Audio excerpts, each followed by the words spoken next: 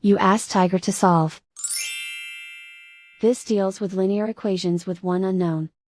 The final result is x equals -10. Let's solve it step by step. Group all constants on the right side of the equation. Subtract 3/4 from both sides. Combine the fractions.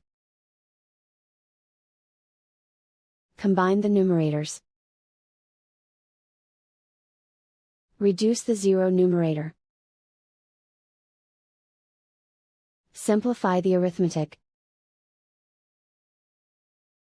Find the lowest common denominator. Multiply the denominators. Multiply the numerators. Combine the fractions. Combine the numerators. Isolate the x. Multiply both sides by 8. Group like terms.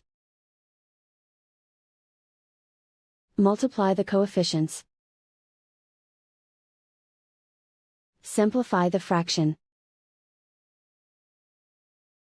Multiply the fractions. Simplify the arithmetic. And so the final result is x equals -10.